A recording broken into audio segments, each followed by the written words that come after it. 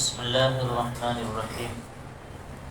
الحمد للہ رب العالمین والصلاة والسلام علی سید الانبیاء والمرسلین وعلى آلہ واصحابہ اجمعین اما بعد.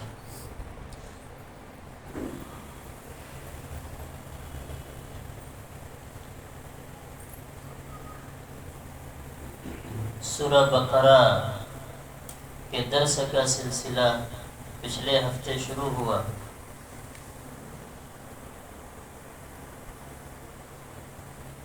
پچھلے درس میں سورہ بقرہ کی آیت نمبر 1 سے 5 تک کی تفسیر کی گئی تھی.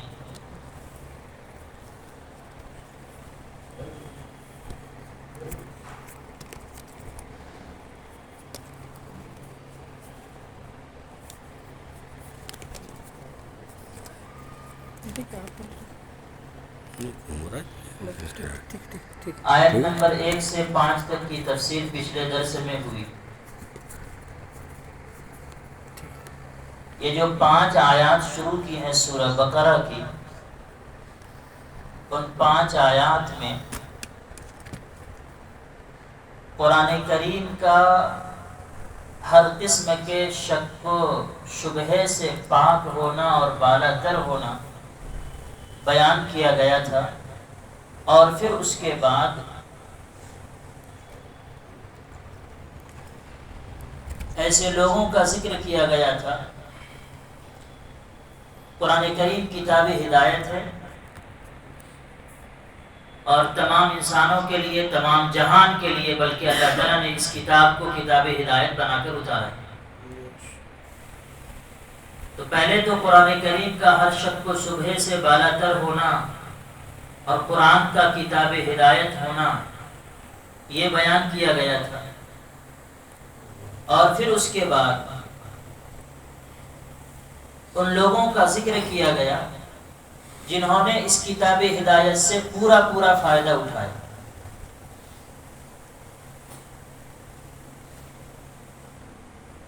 اور ہدایت پر آ گئے.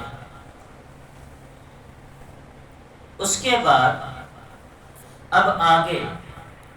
15 آیتوں میں، یعنی آیت نمبر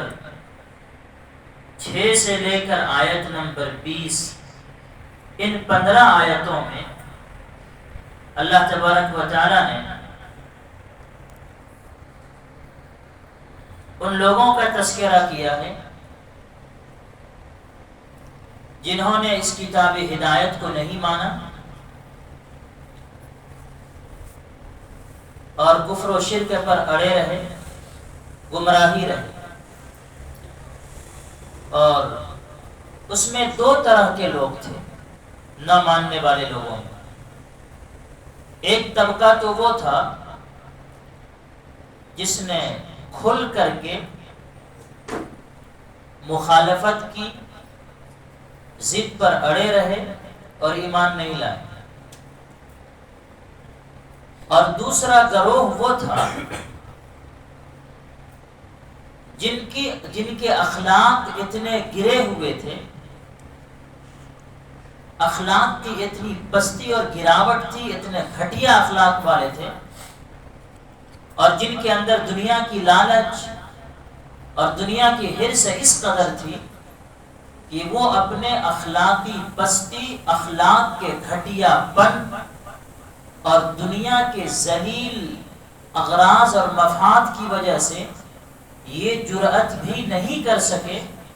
کہ اپنے دلی راز کو کھل کر کے بیان کر دیتے اور اپنے دلی عقیدے کو صاف طور سے ظاہر کر دیتے. ایسے لوگوں کو قرآن کی زبان میں اور قرآن کی اصطلاح میں منافق کہا گیا ہے. تو انکار کرنے والوں میں یہ 2 طرح کے لوگ تھے. ایک وہ جن کو کافر کہا گیا ہے، جنہوں نے کھلے طور پر اسلام کا انکار کر دیا، نہیں مانا، ضد پر اڑے رہے. اور دوسرے وہ لوگ جنہوں نے کھل کر کے تو ایمان اور اسلام کا اسلام کا انکار نہیں کیا، اسلام کی مخالفت نہیں کی، لیکن اندر سے وہ اسلام کے مخالف ہی تھے. ان کو قرآن کی زبان میں منافق کہا گیا ہے. تو آگے کی جو 15 آیات ہیں، آیت نمبر 6 سے لے کر کے آیت نمبر 20، ان 20 آیات میں اللہ تبارک و تعالی نے کفار اور منافقین کا تذکرہ فرمایا اور ان کے حالات اور احوال کا بیان فرمایا۔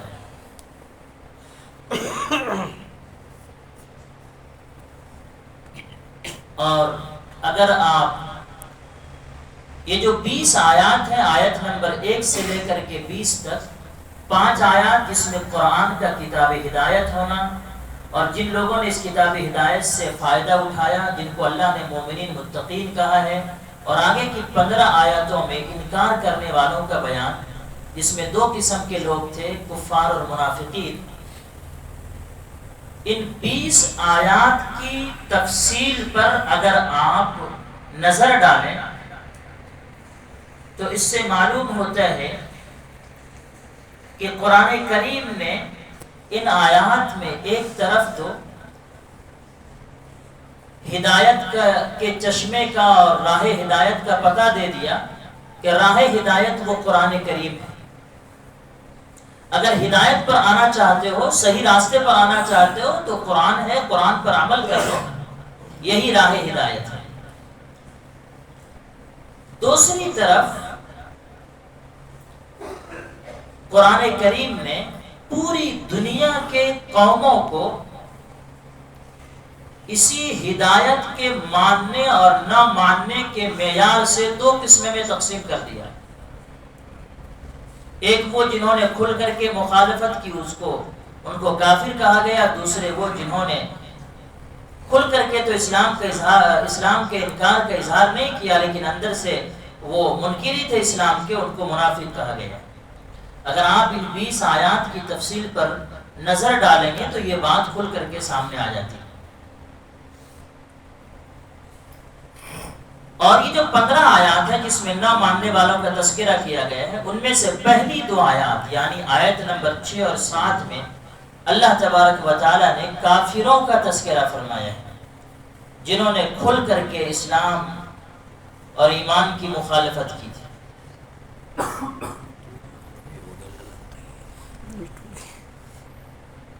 دیکھیے اللہ تبارک و تعالی فرماتے ہیں، اعوذ باللہ من الشیطان الرجیم، بسم اللہ الرحمن الرحیم،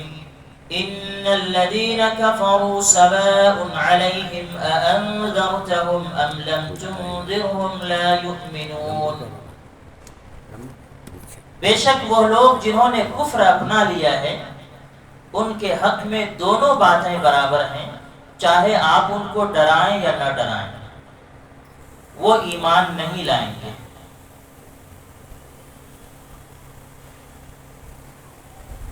بے شک وہ لوگ جنہوں نے کفر اپنا لیا ہے، ان کے حق میں دونوں باتیں برابر ہیں، چاہے آپ ان کو ڈرائیں یا نہ ڈرائیں۔ یہاں ان کافروں کا ذکر ہو رہا ہے جنہوں نے یہ طے کر لیا تھا کہ چاہے کتنے بھی واضح اور روشن دلائل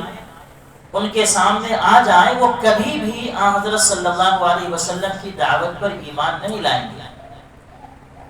حضرت عبداللہ بن عباس رضی اللہ تعالیٰ عنہ نے اس آیت کی تفسیر میں فرمایا کہ یہ وہ لوگ ہیں جو کفر پر اڑ گئے،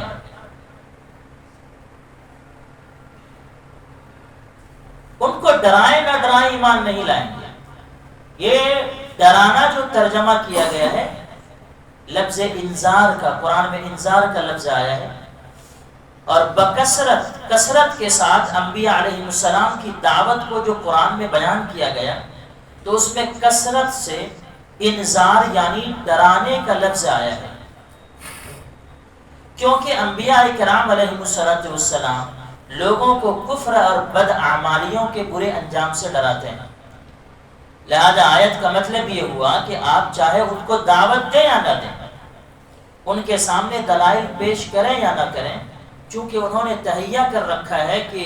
کوئی بات ماننی نہیں ہے، اس لیے وہ ایمان نہیں لائیں گے۔ ختم اللہ علی قلوبہم وعلی سمعہم وعلی ابصارہم غشاوۃ ولہم عذاب عظیم۔ اللہ نے ان کے دلوں پر اور ان کے کانوں پر مہر لگا دی ہے، اور ان کی آنکھوں پر پردہ پڑا ہوا ہے اور ان کے لیے زبردست عذاب ہے۔ اس آیت میں یہ واضح کر دیا گیا ہے کہ ضد اور ہٹ دھرمی بڑی خطرناک چیز ہے۔ اگر کوئی شخص ناواقفیت کی وجہ سے، یعنی کسی شخص کو معلوم نہیں ہے، یا غفلت کی وجہ سے، نامعلوم ہونے کی وجہ سے یا غفلت کی وجہ سے اگر کوئی شخص کسی غلطی کا ارتکاب کرے تو اس کی اصلاح کی امید ہو سکتی ہے۔ معلوم نہیں ہے غلطی کر رہا ہے یا غفلت کی وجہ سے غلطی کر رہا ہے، تو ہو سکتا ہے کہ یہ کبھی نہ کبھی راہ راستے پر آ جائے۔ لیکن جو شخص غلطی پر اڑ جائے اور یہ تہیہ کر لے کہ مجھے کسی حالت میں بات ماننی ہی نہیں ہے، تو اس کی ضد کا آخری انجام یہ ہوتا ہے کہ اللہ کی طرف سے اس کے دل پر مہر لگا دی جاتی ہے، جس کے بعد حق کو قبول کرنے کی صلاحیت ہی ختم ہو جاتی ہے۔ اللہ تعالیٰ اس حالت سے سب کو محفوظ رکھے۔ چنانچہ حدیث کے اندر ہے کہ جب بندہ ایک گناہ کرتا ہے تو ایک کالا دھبا اس کے دل پر لگ جاتا ہے، توبہ کر لیتا ہے تو وہ دھبا دھل جاتا ہے، اور اگر توبہ نہیں کرتا ہے، دوبارہ پھر غلطی کرتا ہے، دوسرا نقطہ لگ جاتا ہے، تیسری مرتبہ غلطی کرتا ہے، تیسرا نقطہ لگ جاتا ہے، یہاں تک کہ دھیرے دھیرے اگر اس نے توبہ نہیں کیا، دھیرے دھیرے پورا دل سیاہ ہو جاتا ہے اس گناہ کی وجہ سے، اور پھر حق بات کو قبول کرنے کی صلاحیت دل کے اندر سے ختم ہو جاتی ہے۔ اب چاہے جتنے بھی حق بات اس کے سامنے بیان کی جائیں، وہ باتیں ان کے دلوں پر اثر نہیں کرتی، وہ بڑھتا ہی چلا جاتا ہے۔ اچھا، یہاں جو ہے کہ اللہ نے ان کے دلوں پر مہر لگا دیا ہے، اور ان کی کانوں پر اور ان کی آنکھوں پر پردے پڑے ہوئے ہیں، اللہ نے کیا ہے۔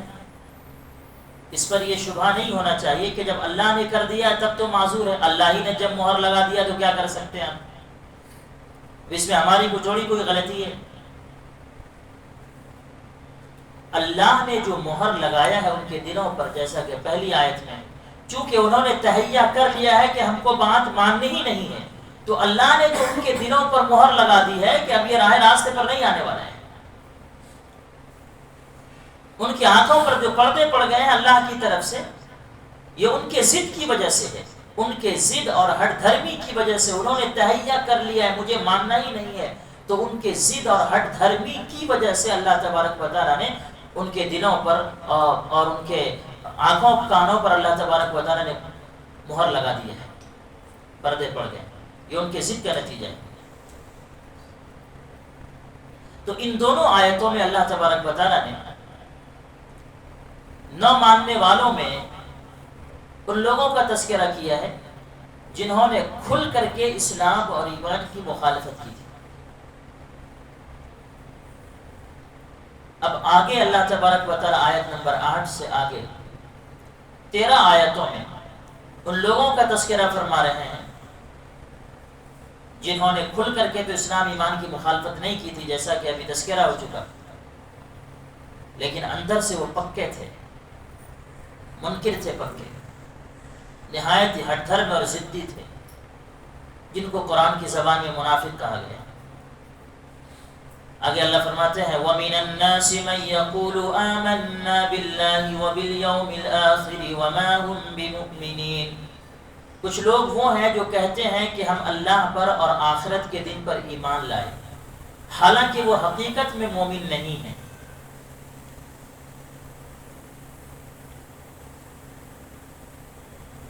يخادعون الله والذين آمنوا وما يخدعون إلا أنفسهم وما يشعرون، وہ اللہ کو اور ان لوگوں کو جو واقعی ایمان لا چکے ہیں دھوکہ دیتے ہیں، اور حقیقت تو یہ ہے کہ وہ اپنے سوا کسی اور کو دھوکہ نہیں دے رہے ہیں، لیکن انہیں اس بات کا احساس نہیں، یعنی بظاہر تو وہ اللہ اور مسلمانوں کو دھوکہ دینا چاہتے ہیں، منافقین کا تذکرہ ہو رہا ہے، لیکن حقیقت یہ ہے کہ وہ خود اپنے آپ کو دھوکہ دے رہے ہیں، کیونکہ اس دھوکے کا انجام خود ان کے حق میں برا ہوگا، اور وہ سمجھ رہے ہیں کہ اپنے آپ کو مسلمان ظاہر کر کے وہ کفر کے دنیاوی انجام سے بچ گئے، حالانکہ آخرت میں ان کو جو عذاب ہوگا وہ دنیا کے عذاب سے زیادہ سنگین ہو سکتا ہے۔ اس میں جو یہ کہا گیا ہے کہ یہ لوگ اللہ کو اور ایمان والوں کو دھوکہ دے رہے ہیں، حالانکہ وہ خود ہی کو دھوکہ دے رہے ہیں۔ اللہ کو تو کوئی دھوکہ نہیں دے سکتا ہے، اللہ تو ہر ایک کے فریب سے بالا تر ہے۔ اور ہو سکتا ہے کہ یہ منافقین بھی یہ بات سمجھ رہے ہوں کہ ہم اللہ کو دھوکہ نہیں دے سکتے ہیں، لیکن اللہ کے رسول صلی اللہ علیہ وسلم کو دھوکہ دینا اور مسلمانوں کے ساتھ چال بازی کرنا، اس کو اللہ تبارک و تعالیٰ نے اللہ کو دھوکہ دینے سے بیان فرمایا ہے کہ اللہ کے رسول کو دھوکہ دینا گویا اللہ کو دھوکہ دینا، مسلمانوں کے ساتھ چال بازی کرنا، جو اللہ پر ایمان رکھتے ہیں، جو پکے مومن ہیں، ان کے ساتھ چال بازی کرنا اور ان کو دھوکہ دینا گویا یہ اللہ کو دھوکہ دینا، اور کوئی اللہ کو دھوکہ نہیں دے سکتا۔ یہ دھوکہ دے رہے ہیں تو خود کو دھوکہ دے رہے ہیں، لیکن انہیں اس بات کا احساس نہیں۔ فی قلوبہم مرض فزادہم اللہ مرضا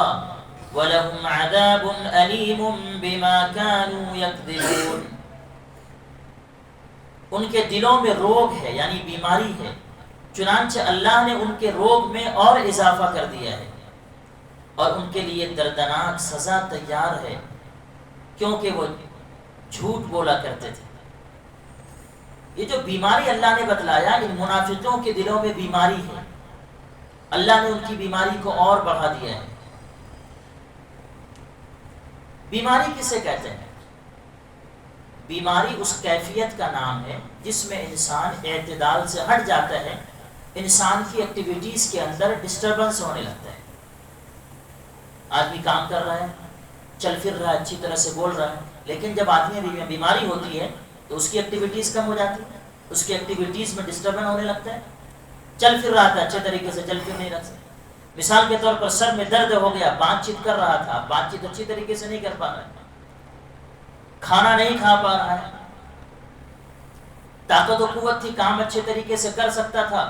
اور کئی گھنٹے بیٹھ کر کے کام کر سکتا تھا، بیمار ہو گیا تو 5 منٹ بھی بیٹھنا مشکل ہو گیا۔ تو بیماری اس کیفیت کو کہا جاتا ہے جس میں انسان اعتدال سے ہٹ جاتا ہے اور اس کے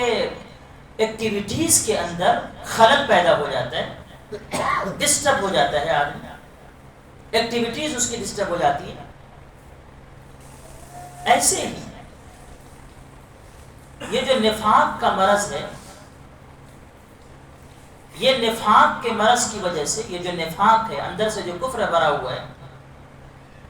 اور اندر سے جو اسلام کا انکار ہے، اور یہ جو گناہ ہے، گناہ کی وجہ سے، انکار کی وجہ سے انسان کے اعمال کے اندر خلل پیدا ہو جاتا ہے۔ یہ روحانی بیماری ہے کہ انسان اعمال سے دور ہو جائے۔ تو ان کی جو یہ روحانی بیماری تھی، اندرونی بیماری، اللہ تبارک و تعالیٰ نے اسی کو یہاں پر بیماری سے بیان فرمایا۔ ان کے دلوں کے اندر بیماری ہے، یعنی نفاق، منافقت کی بیماری ہے ان کے اندر، روحانی بیماری۔ اور جیسے جسمانی بیماری کا علاج نہ کیا جائے تو اس کا نتیجہ موت اور ہلاکت ہے، اسی طرح سے اگر روحانی بیماری کا علاج نہ کیا جائے تو اس کا نتیجہ بھی ضلالت و گمراہی اور روحانی موت ہے، آدمی روحانی طور پر مر جاتا ہے۔ تو اللہ تعالیٰ نے اس کو بیماری فرمایا، ان کے دلوں میں بیماری ہے، نفاق، اس کو اللہ نے بیماری فرمایا۔ فزادہم اللہ مرضا، چنانچہ اللہ نے ان کی بیماری کو اور بڑھا دیا۔ کیوں اللہ نے ان کی بیماری کو بڑھا دیا؟ اس لیے کہ انہوں نے جو گمراہی اختیار کی ہے یہ خود سے اختیار کی ہے، خود ان کا گمراہی اپنایا ہوا خود ان کا ہے، اور یہ اس گمراہی پر اڑ کر کے بیٹھے ہوئے ہیں۔ اللہ تعالیٰ نے تو واضح دلائل بیان فرما دیے نا، قرآن اتارا، اللہ نے دلیلیں ساری بیان فرما دی، لیکن اس کے باوجود بھی، تمام دلیلوں کے سامنے آنے کے باوجود بھی یہ ایمان نہیں لا رہے ہیں۔ کیوں؟ اس لیے کہ انہوں نے تہیہ کر لیا ہے کہ ہم کو ماننا ہی نہیں۔ تو چونکہ یہ گمراہی ان کی خود اپنائی ہوئی ہے اور انہوں نے تہیہ کر لیا ہے کہ ہم کو نہیں ماننا ہے، اس ضد کے نتیجے میں اللہ تبارک و تعالیٰ نے ان کی بیماری کو اور بڑھا دیا ہے کہ اب انہیں واقعی ایمان لانے کی توفیق نہیں ہوگی، ایمان نہیں لانے۔ وَإِذَا قِيلَ لَهُمْ لَا تُفْسِدُوا فِي الْأَرْضِ قَالُوا إِنَّمَا نَحْنُ مُصْلِحُونَ، اور جب ان سے کہا جاتا ہے کہ تم زمین میں فساد نہ مچاؤ تو وہ کہتے ہیں کہ ہم تو اصلاح کرنے والے، اپنے اس عمل نفاق کی وجہ سے زمین میں فساد نہ مچاؤ۔ اللہ تبارک و تعالیٰ نے قرآن کریم کتاب ہدایت اتار کر کے سارے فساد کی بنیاد کو اللہ تبارک و تعالیٰ نے تو ختم فرمایا ہے،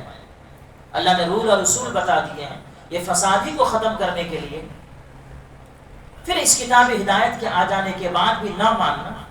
یہ فساد کا سبب ہے زمین۔ تو جب ان سے کہا جاتا ہے کہ مان لو، فساد برپا نہ کرو، ایمان لے آؤ، تو یہ کہتے ہیں کہ ہم کہاں فسادی ہیں، ہم تو بڑے اصلاح کرنے والے ہیں۔ الا انہم هم المفسدون ولکن لا یشعرون،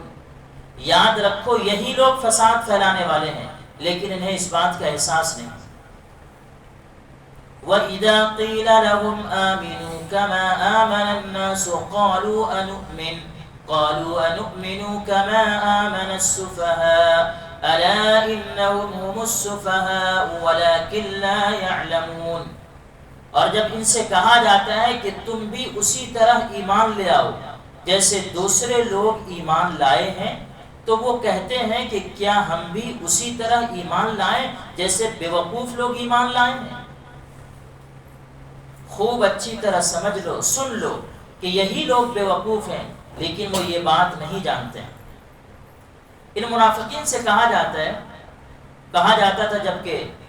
تم ویسے ہی ایمان لے آؤ جیسے دوسرے لوگ ایمان لائیں، اور لوگوں سے مراد دوسرے ایمان والوں سے مراد قرآن کریم کی اس آیت میں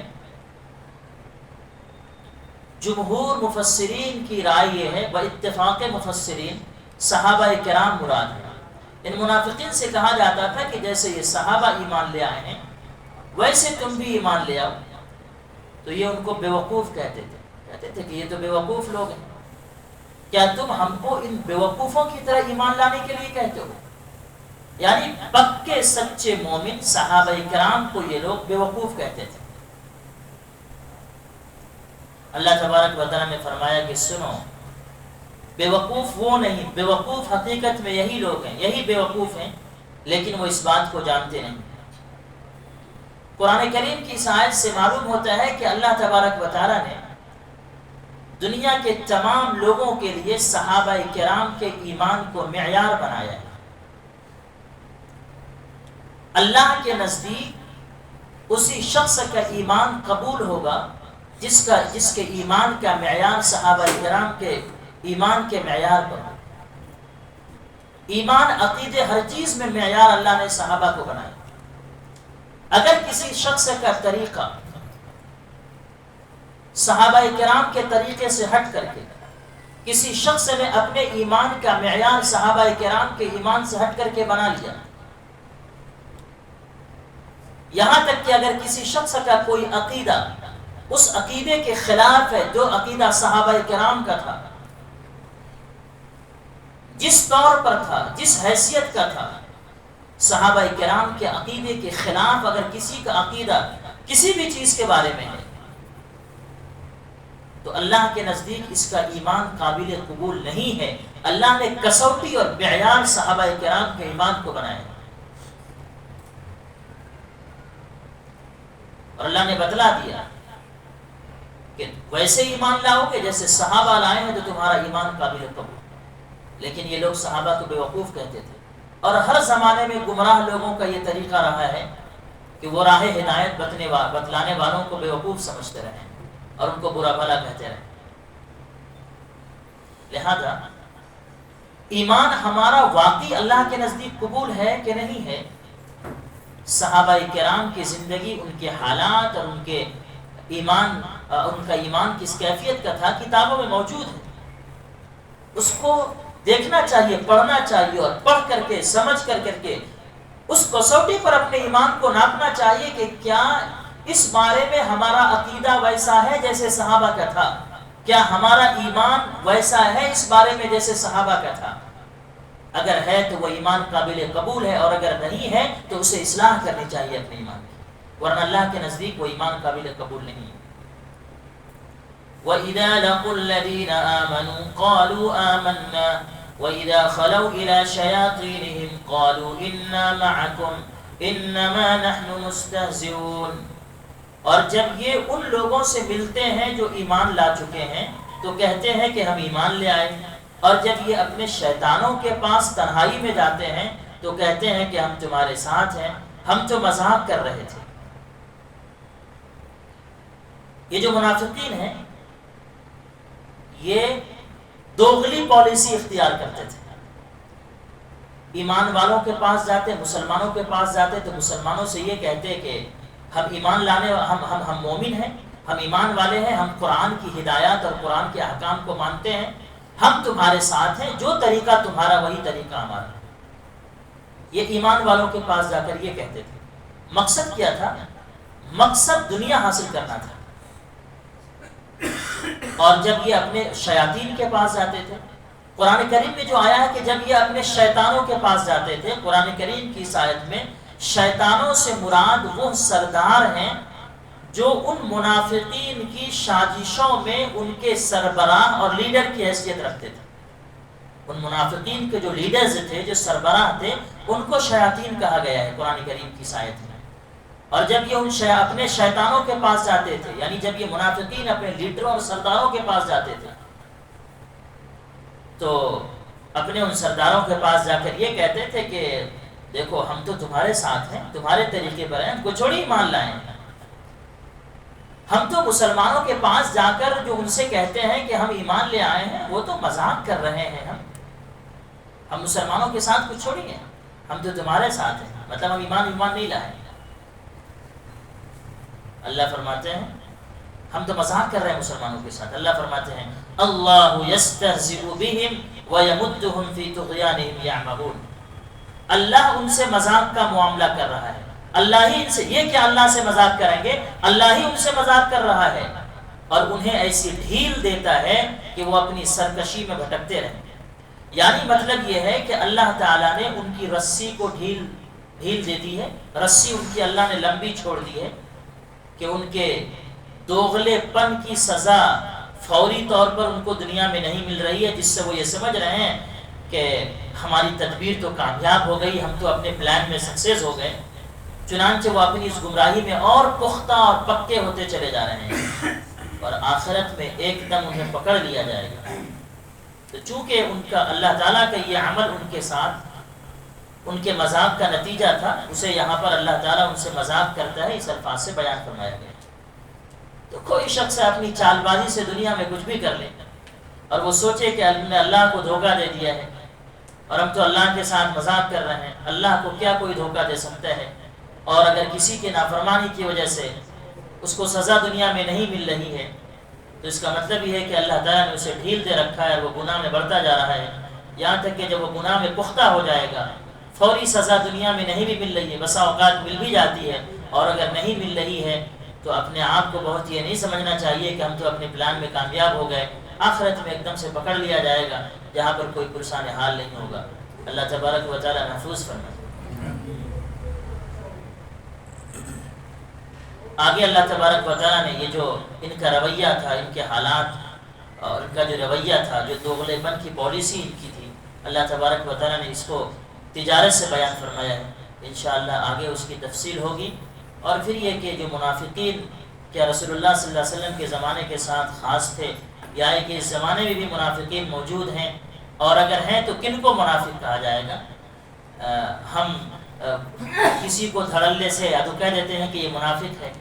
یا کچھ اور ہم جو اس کو الزام لگا دیتے ہیں، زبان سے الفاظ استعمال کر دیتے ہیں۔ تو کیا منافق حضور کے زمانے کے ساتھ خاص تھے یا اس زمانے میں بھی موجود ہیں؟ اور اگر ہیں تو منافق کن کو کہا جائے گا؟ انشاءاللہ مختصر سی گفتگو اس پر کر کے آگے کی آیت کی تفسیر ہوگی۔ اللہ پاک عمل کی توفیق۔